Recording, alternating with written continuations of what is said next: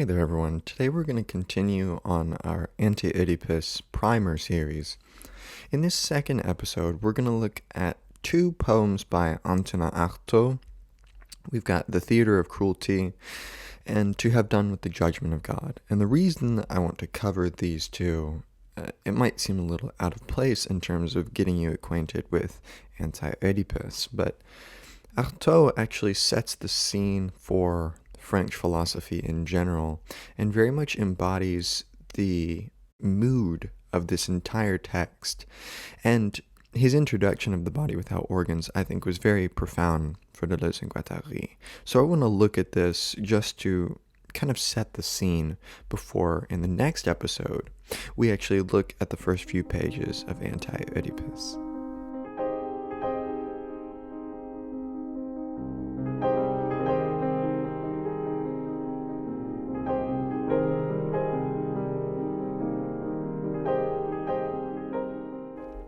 Now, before beginning, I just want to say thank you for 1,000 subscribers. That's a mind-boggling number to me, and I don't do this for subscribers.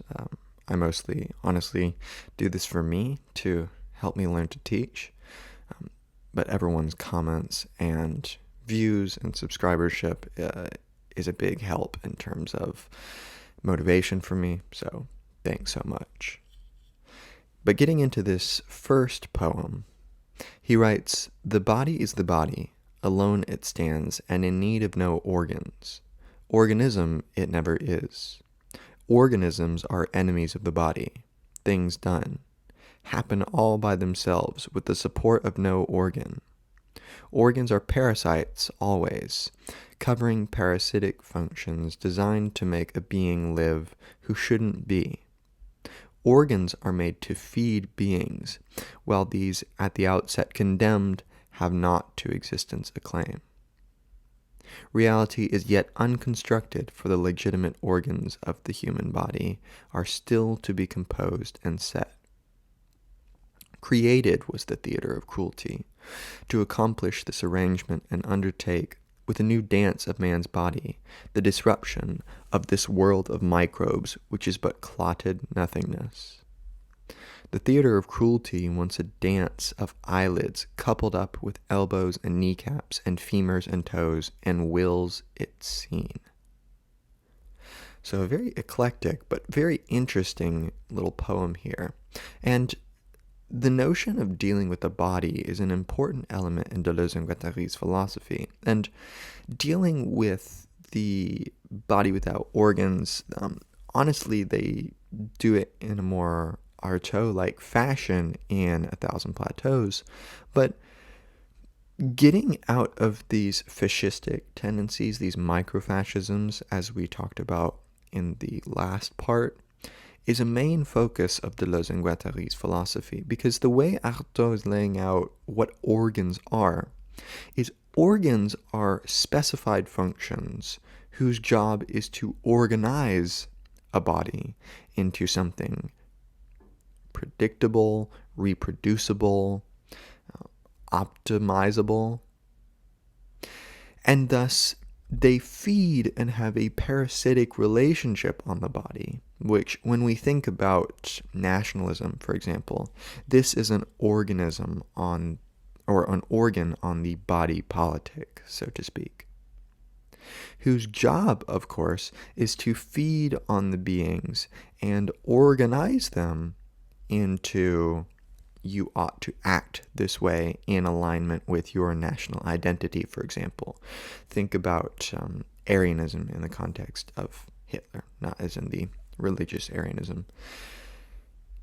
In that case, you're trying to get back to some national identity of the true Aryan. And as such, bodies need to be organized and disciplined, indeed, to fall in line in a very militaristic way.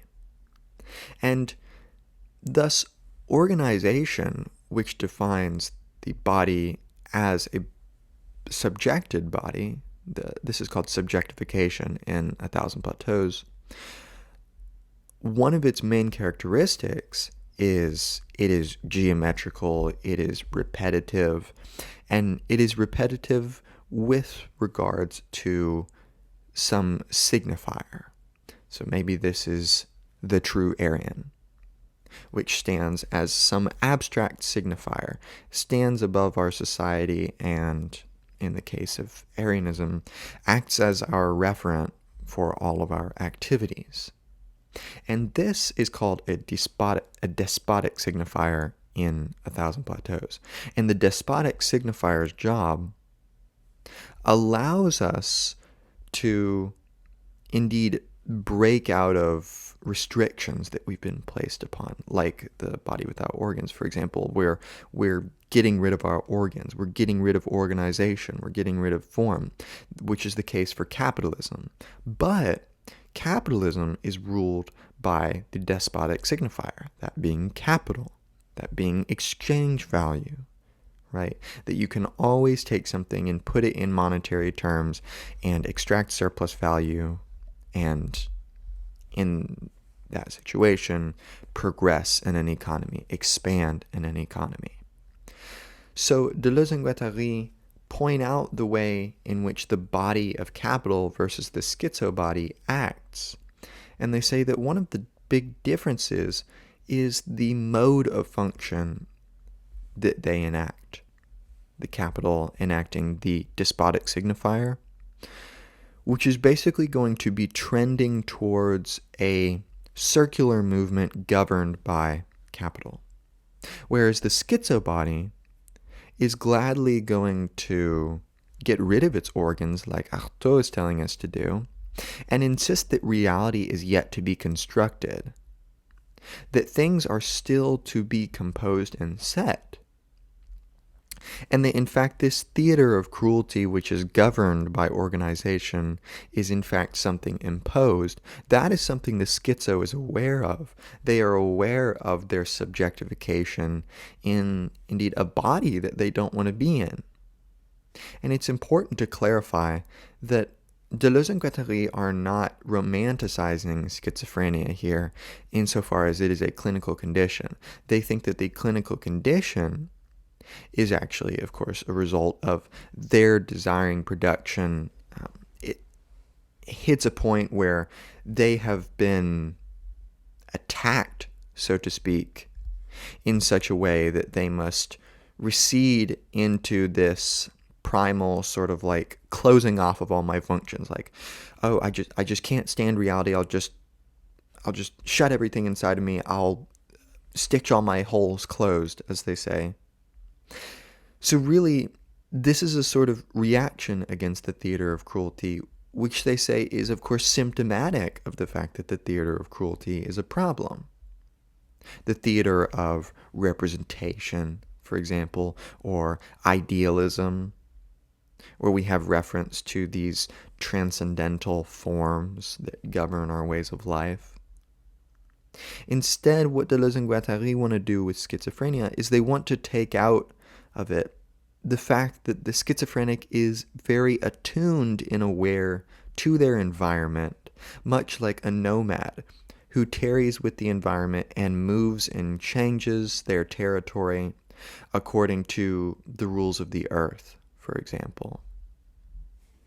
Next, we've got a bit of a shorter one to have done with the Judgement of God. He says, man is sick because he is badly constructed. We must make up our minds to strip him bare in order to scrape off that animalcule that itches him mortally, God, and with God his organs. For you can tie me up if you wish, but there is nothing more useless than organs. When you will have made him a body without organs, then you will have delivered him from all his automatic reactions and restored him to his true freedom. Then you will teach him again to dance wrong side out, as in the frenzy of dance halls, and this wrong side out will be his real place.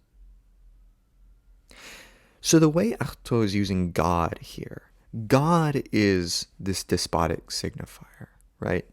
It stands above all the functions and organizes society. Think of Afghanistan under the rule of the Taliban right now. The Taliban references God's authority and the Quran to organize society around Sharia, around the structures which God has imposed upon the environment. And it's really interesting to think, Deleuze and Guattari even mention little moments of, is early Islam and Muhammad a nomadic figure, for example? But certainly in this particular case in Afghanistan, God acts as a force for tying down deviancy. But in fact, what Artaud wants to do here is he's making deviancy primary, creativity, uselessness, dancing wrong side out.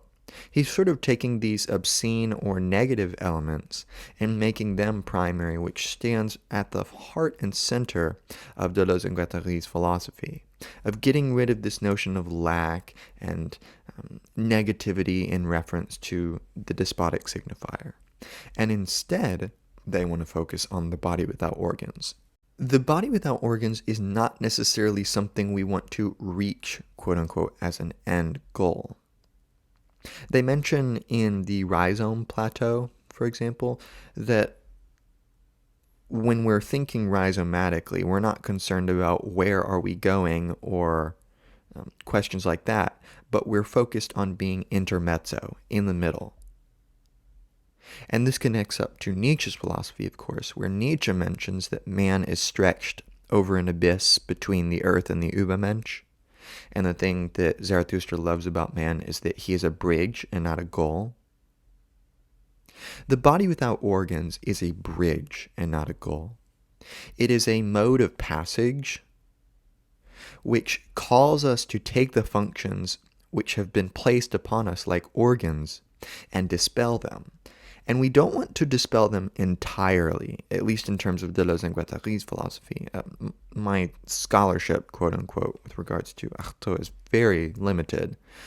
But with regards to Deleuze and Guattari, this sort of invitation to make yourself a body without organs, that's something they want to undertake as a creative gesture, so to speak, when aimed at acting in society, with assuming that the functions that have been placed on one, the organization that has been imposed on one, is not all that can be. So I hope this has given you just a little bit of a glimpse into kind of the emotive scene of Deleuze and Guattari's philosophy, and given you some insights into one of their key influences, Antonin Artaud. Check out any of my other lectures I've done on Deleuze and Guattari, other postmodernists, German idealism, feminist theory. Leave any constructive or non-constructive criticism in the comments below, and I'll see you in another lecture.